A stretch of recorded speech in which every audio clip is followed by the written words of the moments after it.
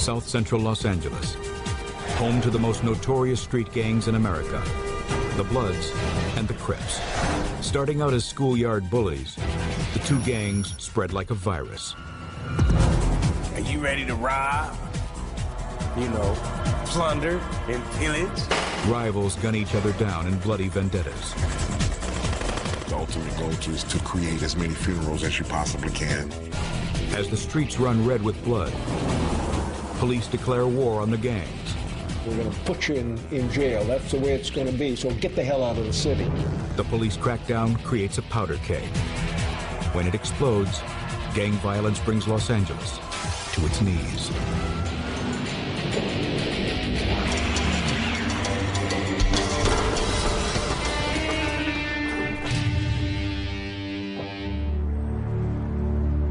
Hollywood, March 21st, 1972. After a concert at the Palladium, a crowd spills onto the street. Among them, teenage gang members. Although not at the Palladium that night, Angelo White knows them well. On the weekends, we would pick the events that we would go to all over the city, where we would have fight rival gangs. In the crowd is Robert Ballou Jr., son of a prominent attorney and a football player at Los Angeles High. Ballou is suddenly surrounded by a group of teens who demand his leather jacket and wallet. That was our thing back then, you know, taking leather coat.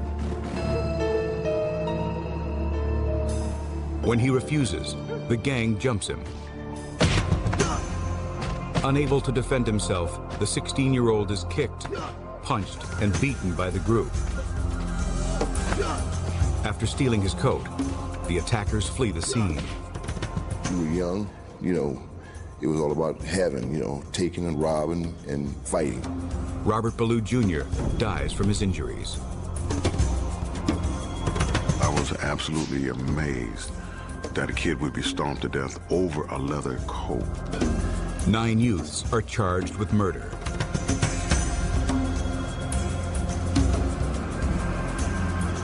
Well, usually they operate in 10 or so in a car. They just drive around until they see a person by themselves, and the 10 of them will go out and threaten them or hit them with a tire iron or something and take the jacket away. It's the first death attributed to a gang calling itself the Crips. The senseless murder signifies the rise of a new gang culture with no regard for human life. The law enforcement officer is like, man, we got a big, big problem.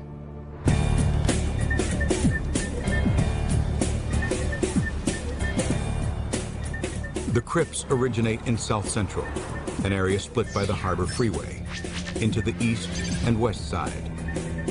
A world away from affluent Beverly Hills, the African-American community suffers from poor schools, housing, and unemployment nearly 3 times the national average. 15-year-old Raymond Lee Washington starts a gang with 10 of his friends. Because of their young age, they call themselves the Crips. His name was Washington, and he was a general.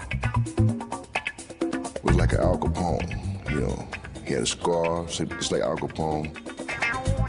For Washington's young Crips, the 1965 Watts riots are recent history. Frustration over poor social conditions and police brutality led the black community into the streets. The 6-day riot leaves 34 dead and more than 1,000 people injured.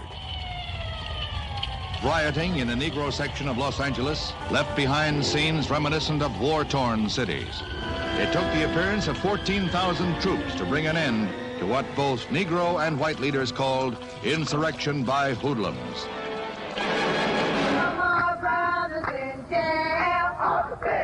In the post-riot 60s, African Americans embraced the Black Power movement. The Black Panther Party preaches revolution and armed resistance against the pigs, slang for cops.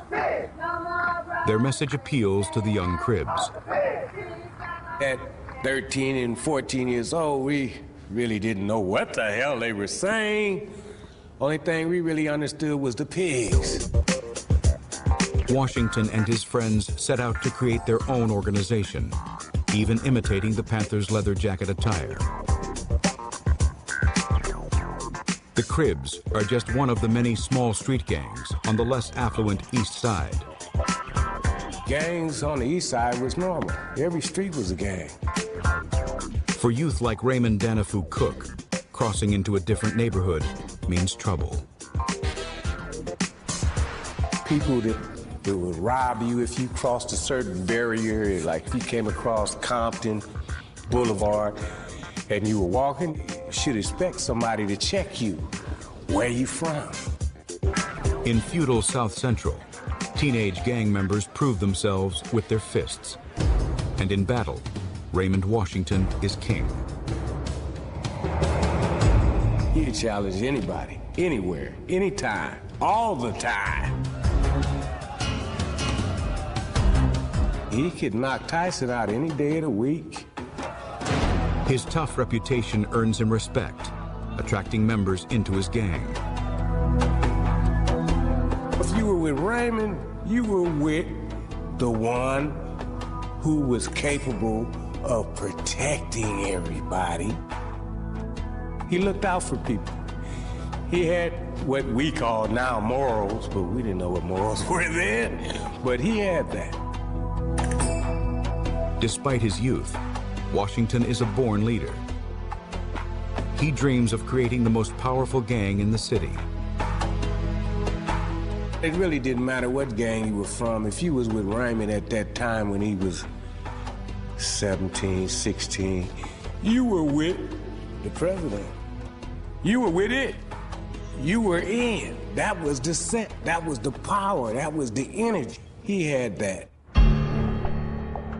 In the spring of 1971, Washington moves a step closer to his dream.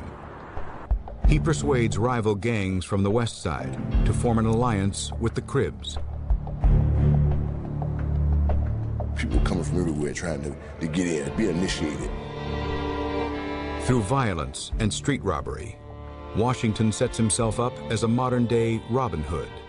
Like bandits coming from the poor sections to the more affluent sections to requisition their material to bring it back to the neighborhood. That's how Raymond operated when I knew him. The Crips carry canes, emulating their pimp heroes of the early 70s black exploitation films. Victims describe their attackers as looking like cripples or Crips. The name Crips becomes Crips.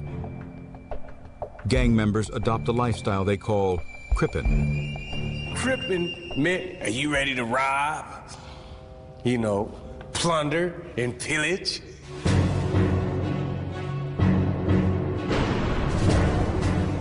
Patrolling South Central, Sheriff Ken Bell witnesses the rise of the Crips. It just started growing street by street, neighborhood by neighborhood. And what do we do in the school districts? We start suspending kids and expelling them and moving to different schools. Washington himself is expelled from several schools for fighting. But by trying to stamp out the violence, school authorities only make matters worse. So now you got different segments all over the city of Los Angeles being moved around because of the violence. They created another school, but they would go to a new school and they would get more buddies and then they would grow. That's how the Crips got so big. By 1972, there are 6 separate Crip gangs in Los Angeles. They fight anyone who stands in their way. Chitty chitty bang bang, Crips don't die, they multiply. Crip or die. Either you had to Crip or you had to be against us. While many gangs succumb to Crip aggression, a few are bold enough to stand their ground. From Stockard to Wilshire, from Fairfax to Figueroa, was all Blackstone at one time. T. Rogers is founder of a West Side gang called the Black P. Stones. He is angered by the Crips coming onto his turf. The guys from the other side of the double yellow line would come over into our neighborhood, rape, rob, and burglarize certain houses. So we told them dudes, you know, if y'all got that type of shenanigans going on, y'all stay over there and y'all do it in y'all's neighborhood. And that was really the start of the bickering, the fighting. To combat Crip expansion, the Black Pea Stones approach other gangs. We called a meeting up at Manual Arts High School, and there were 4 groups, and we all agreed that we would come together, and if any of us had problems or needed help, that the others would be there to support them in their endeavors. There's safety in numbers. To distinguish themselves in battle, the two sides wear colors. The Crips wear blue, and the anti-Crip alliance choose red, calling themselves the Bloods. From small bands of teenage thugs, the rival gangs have grown into citywide armies. The Bloods and the Crips are about to go to war. Los Angeles, the 1970s.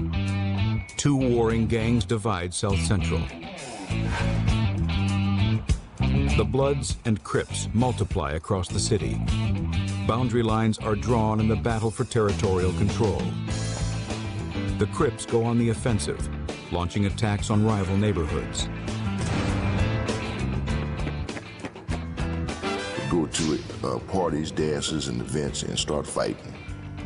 That's what it was all about, fighting. They used to call them rumbles. Some of the greatest fear you had was maybe a bicycle chain, maybe a bumper jack, a stick or bat. But the Crips outnumber the Bloods 3-1. The Bloods need more than fists to fight back. They had to have weapons to equalize, you know, to equalize our numbers. The days of rumbles are over. Police see a rise in burglaries as gangsters begin an arms race. Steal a shotgun in a burglary, cut off the barrel, you got a sawed-off shotgun. But 22s, 32s, very popular. Now, both Bloods and Crips routinely carry firearms. Crip founder Raymond Lee Washington disapproves of the use of guns. He believes that real men prove themselves with their fists. But in 1974, Washington is jailed for second-degree robbery. Behind bars, the old-school street fighter becomes disillusioned with the gang he founded.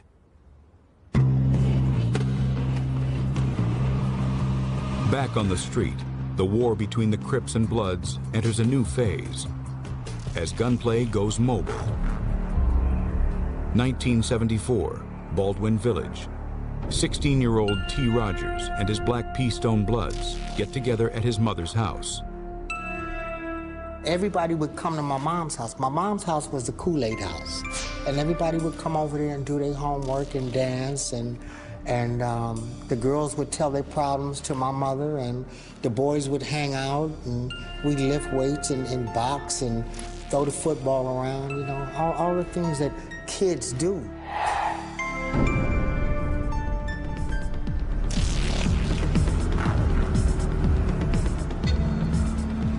Suddenly, a slow-moving car approaches the house.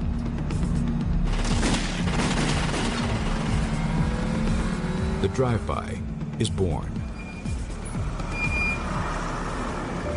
After the drive-by, we had roll call, and everybody called out their name. One name didn't get called out. There was a murmur. A 14-year-old Black Pea Stone has been hit in the head. He's laying in between the car and the gutter, in between the car and the curb. And I bent down and I rested his head on my lap. The brain matter fell between my fingers.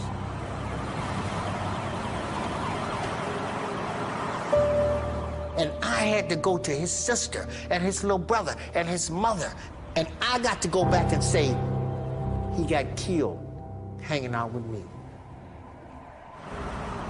Who the am I?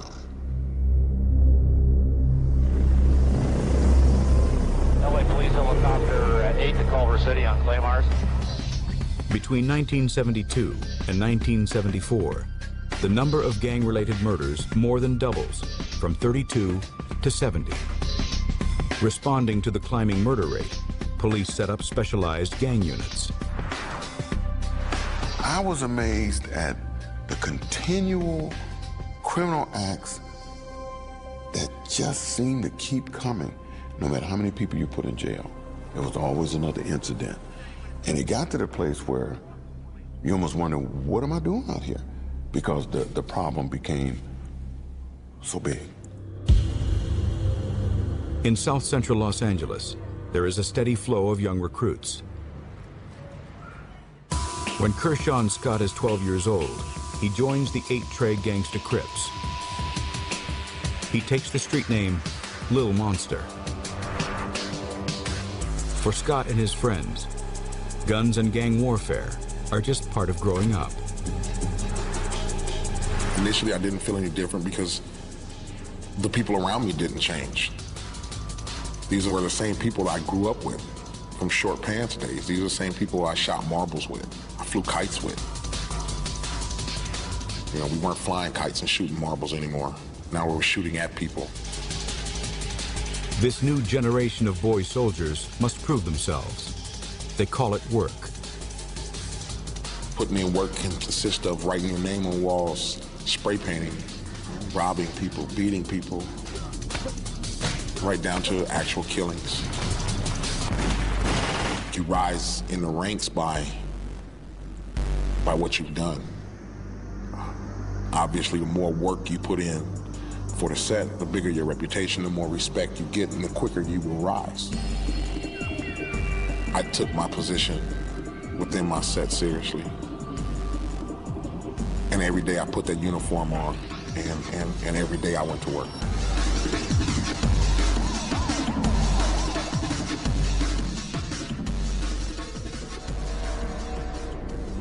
When Crip founder Raymond Washington is released from jail, he returns to South Central. In Washington's absence, the Crips have grown beyond his control. 45 different Crip gangs now spread across Los Angeles.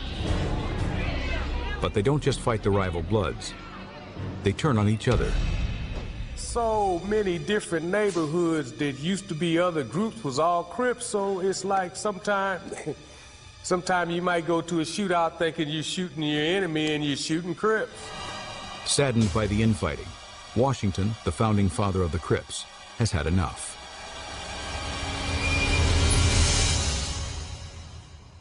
I've talked about, getting things back together, Actually, he didn't want to be involved in any of that, I guess he fell in love with a woman. He wanted the responsibility of having children and having a job and, doing this thing.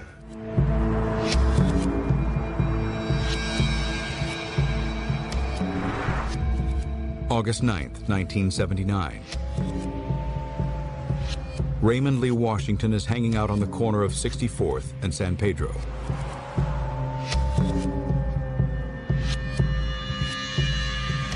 A car slowly approaches. The occupants call out Washington's name. Raymond had a thing. He used to always tell us, never go up to a car. Never go up to a car. Washington must have recognized the occupants because he ignores his own advice and walks up to the vehicle. Suddenly, the occupants of the car produce a sawed-off shotgun. At point-blank range, the pellets tear into his stomach. The 26-year-old founder of the Crips is rushed to the hospital, where he dies. When he got killed, when he walked up to the car, we automatically knew that it was somebody that he knew. Washington's killer is never caught. The murder shatters the fragile Crip alliance. With no real leadership or direction, Crip gangs turn on each other. On the west side, two of the largest Crip gangs, the 8-Trey gangsters and their neighbors, the Rollin' 60s, begin feuding. It starts with a fight over a girl at a party and escalates to a shootout. We as 8-Treys escalated it quickly because we were eager for the fight, eager to prove ourselves. And being at war with the 60s gave us that opportunity, and we jumped in it with both feet. To fight their war, the 8 Trey gangsters need weapons. December 31st, 1980, South Central. We had formulated a plan, a few of us, that we would break into the surplus that night at 12 midnight to steal the guns. While casing the Western Surplus gun store on Hawthorne Boulevard, Kershaw Scott's brother, Monster Cody, is ambushed by the Roland 60s. My brother wasn't armed, and he was shot 5 times. The first thing that went through my mind was, whoever did this, they had to pay. This wasn't going to be a tit for tat. This was going to be, you shot my brother, and I'm going to try to lay down 10 of you because this is what you did. I planned a revenge mission.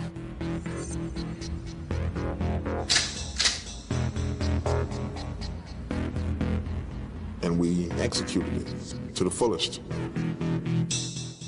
The next night, Scott and 5 or 6 other gang members cross Western Avenue in a stolen van. Cruising enemy streets, they hunt the perpetrators. Unable to find their targets, the 8 Treys quietly pull up on a Roland 60s party. They jump out and open fire.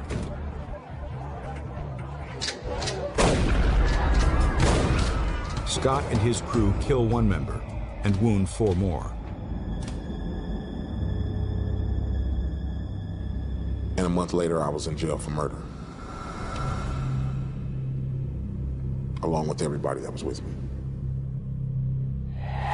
Kershaw Scott serves nearly 6 years at the California Youth Authority. He is just 15 years old. Had I been 1 year older, I would still be in jail. And I've been out now 21 years. In less than a decade, gang war has changed from schoolyard rumbles to nightly drive-by massacres. Gang members are now trapped in a culture of vendetta. In 1980, there are 355 gang homicides in Los Angeles County. But an even more deadly killer is about to hit the streets. In 1982, there are 155 African-American street gangs in Los Angeles. Blood and Crip gangs are locked in a cycle of revenge. And now, Crips are killing Crips in a vicious civil war. The ultimate goal to create as many funerals as you possibly can. The nature of gang conflict is set to change. The reason? A sparkling white powder with a dangerous allure. Cocaine. In 1982, a federal crackdown in Florida drives the drug trade west. As smugglers ship tons of coke through the Mexican border, Los Angeles becomes America's cocaine capital. At $100 a gram, it's a high for the Hollywood rich. In search of even bigger profits, dealers begin producing a new, far more deadly drug that everyone can afford: crack. In 1986, 21-year-old Kershaw Scott is released from prison.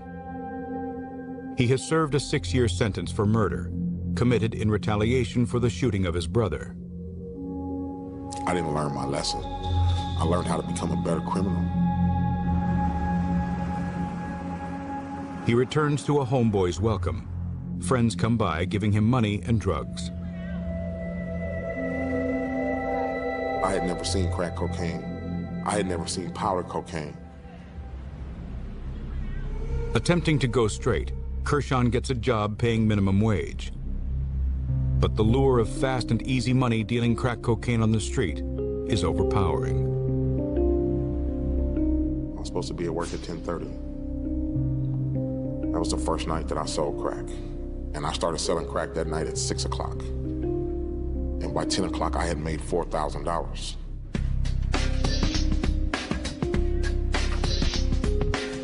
And I knew I wasn't going to that job.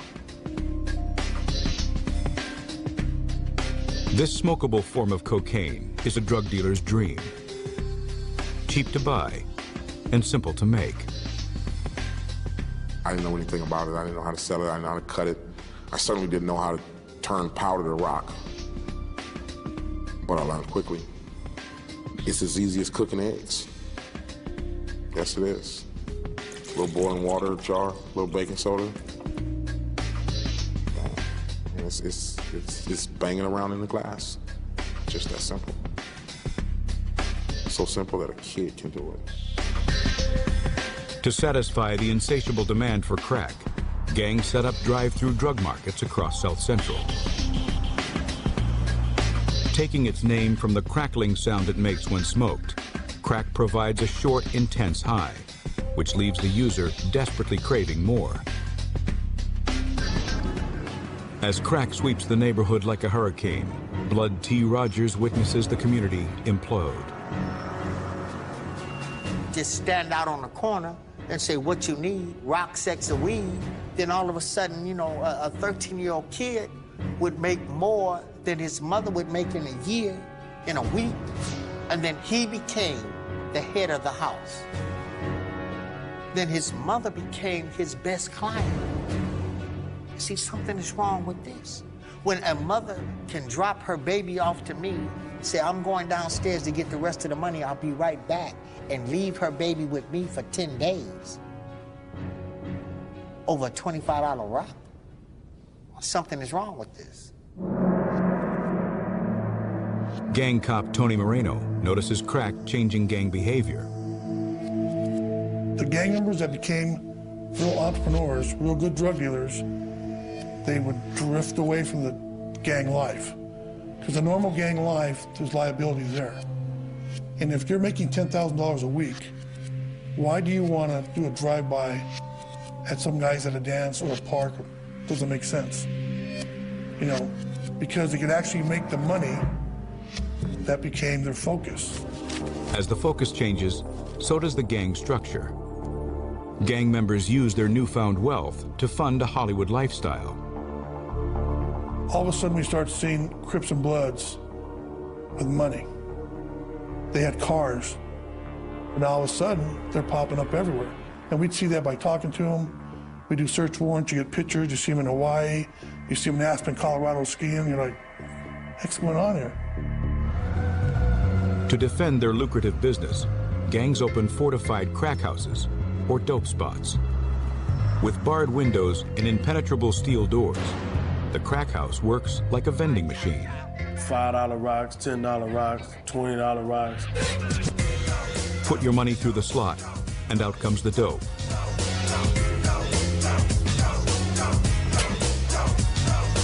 Inside, gang members process crack from kilo bricks of powder. On the street, a kilo is known as a bird. You know, if you're cooking a bird of cocaine, turning a bird of powder cocaine into crack cocaine, it's a real strong smell. And then while you're smelling that, you're getting high off that really. You know, and then you got, you know, powder cocaine on the table, and everybody in here is sniffing powder cocaine. High on their own supply and flush with drug money, now gangs can afford the latest high-tech weaponry. This you better watch out. Is an M1 carbine, 32 rounds. I can go tab Lewis Park with this. I can kill about 32 people if I hit them all. Yes, indeed. This is the same thing. I own 2 of these. Because instead of having a 5-shot Saturday night special where you shoot 5 shots, they pull the trigger and now 20 shots are flying out, and those shots are flying everywhere. So you have a lot more innocent people getting hit. South Central is now so dangerous that some residents resort to sleeping in the bathtub to avoid stray bullets. In 1987, there is 1 gang murder in Los Angeles every 24 hours.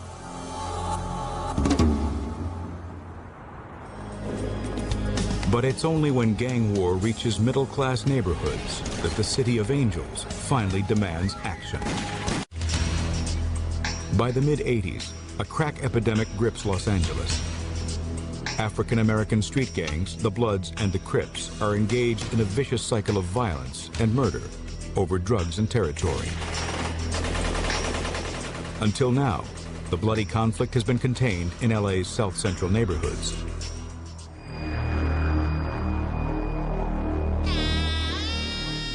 January 30th, 1988. A busy Saturday night in upscale Westwood Village. Karen Toshima, a graphic artist from Long Beach, is in town celebrating a job promotion. After dinner with a friend, she unknowingly walks between two rival gang members. Caught in the crossfire, Toshima is shot. She dies on the sidewalk.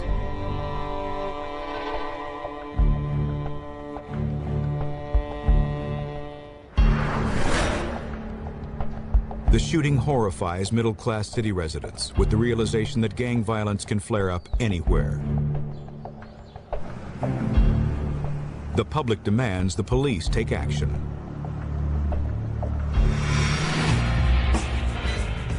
April 9th, 1988.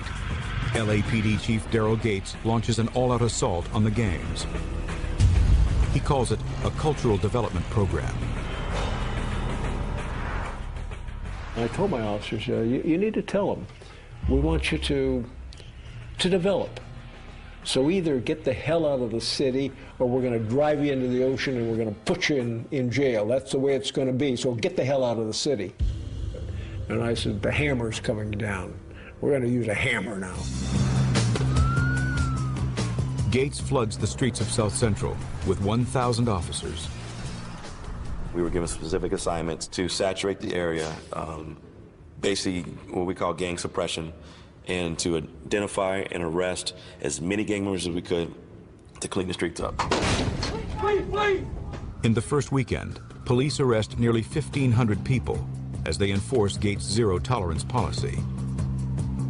Jaywalking, driving with no license, curfew, scouring the community for people breaking the law, troublemakers, and dealing with them. As gangbangers flee the heat of Gates' war, many skip town to evade capture. The chief's high-profile operation is at first heralded as a success. We put a lot of gang members in jail, those that didn't understand our cultural development program. No gang shootings, no gang crime. You could walk on the streets, not be molested. People loved it.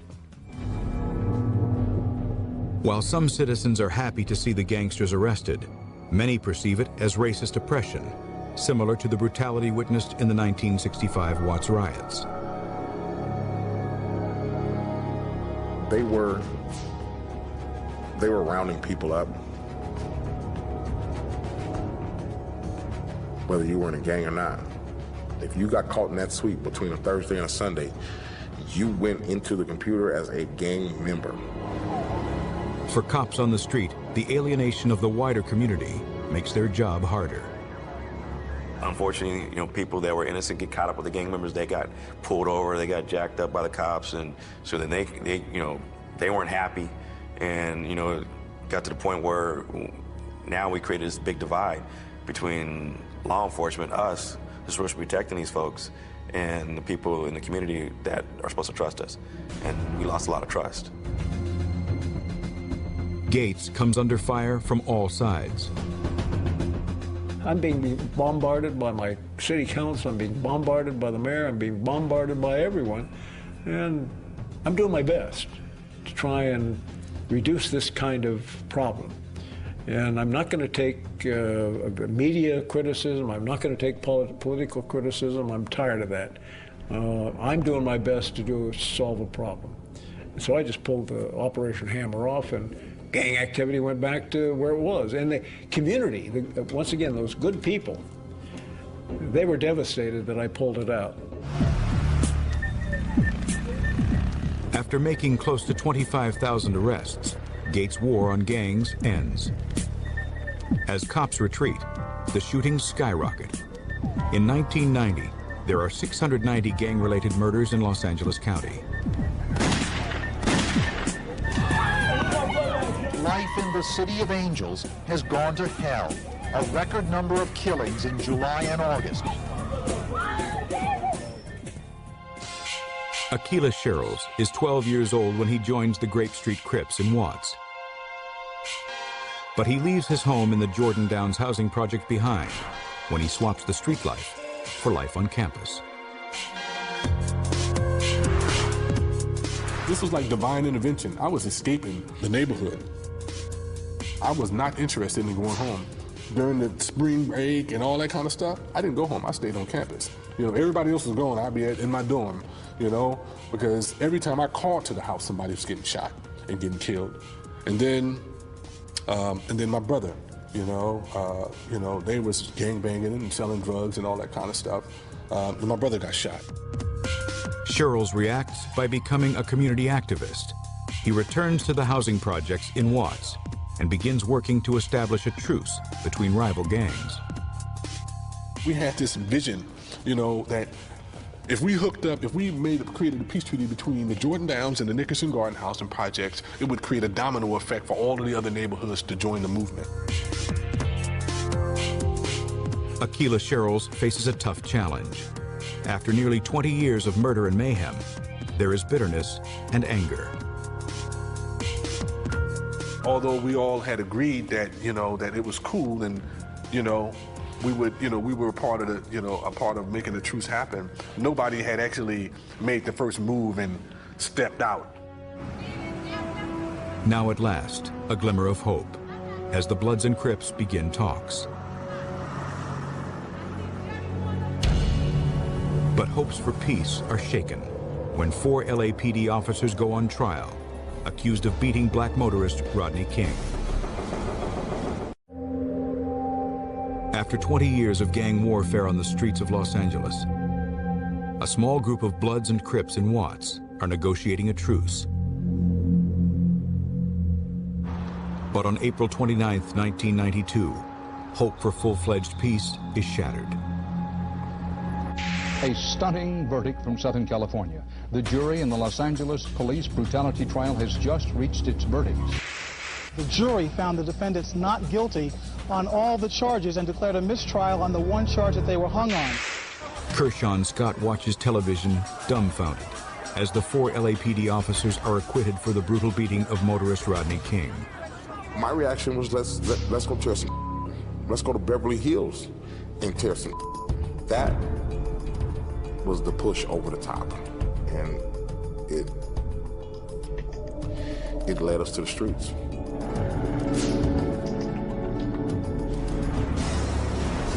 Trouble erupts on Normandy Avenue when Scott's gang loots a liquor store.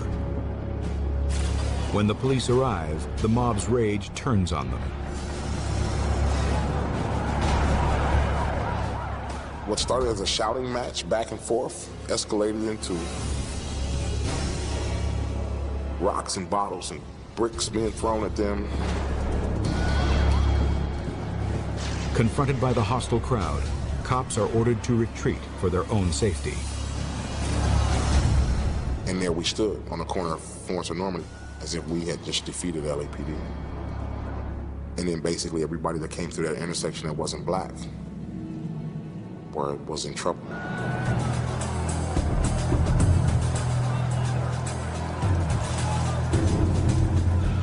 Gang members pull motorists from their cars, beating and robbing them.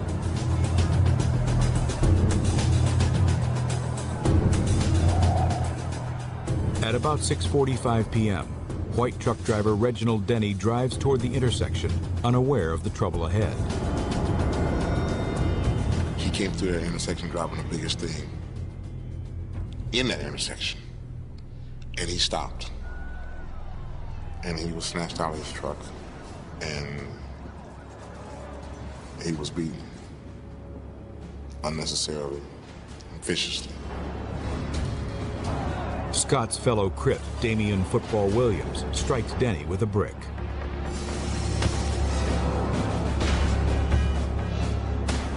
sound of the brick hitting his head is what made me get off of that corner. It wasn't right. Sickened by the brutality, Scott takes no further part in the riot. He leaves the scene and heads home. By nightfall, South Central Los Angeles was ablaze. Not since the Watts riots of 1965 has this city seemed so out of control.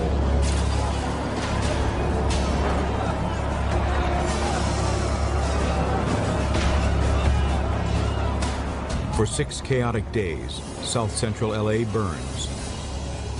Order is only restored after the National Guard is called in. 53 people die and 2,000 are injured from the mayhem, and over 100 buildings are destroyed, causing $1 billion worth of damage. Incredibly, Reginald Denny survives the vicious attack. Kershawn's friend, Damian Football Williams, is convicted of felony mayhem and receives a 10-year sentence. In the ashes of the riot, Bloods and Crips finally come together. Unified by rioting against the police, they declare a tentative truce. We, as the Bloods and the Crips, have joined together without any problem from the police, the media, and the Bloods and Crips as one. We'll be able to give back to the parks, recreation, and the rest of the community can live without, so the community can live without fear.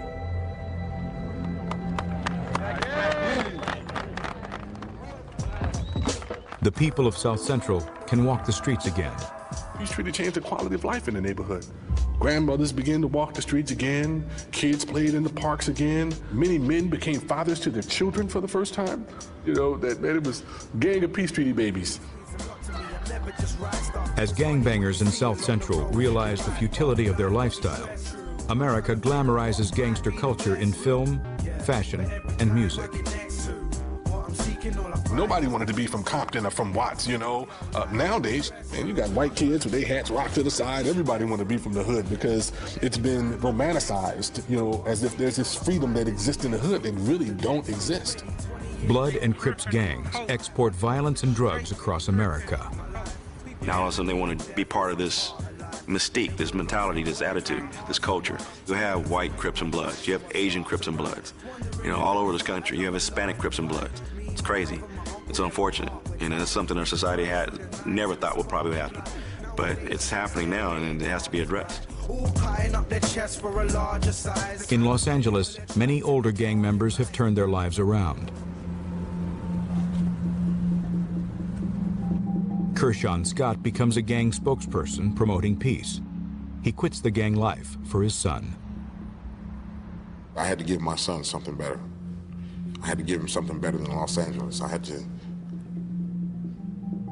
give him something better than the Death Star. But gang culture has a deadly allure. Scott is powerless to stop his own son from going to jail. He got involved with the wrong people, and he got involved into a life crime. And I felt helpless. I felt like I had been all around this country and outside of this country trying to help other kids and help other people,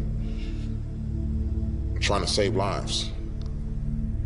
And I couldn't save my son. Yeah, I deal with that on a daily basis, every day, every day.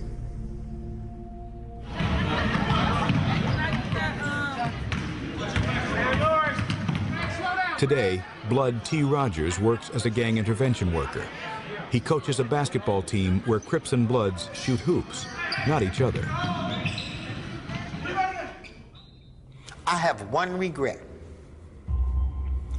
What I put together was a platform for death, and the people that died believing in what I believed in, that is my only regret. Because with the power of life and death in my hands, I don't have the power to bring them back.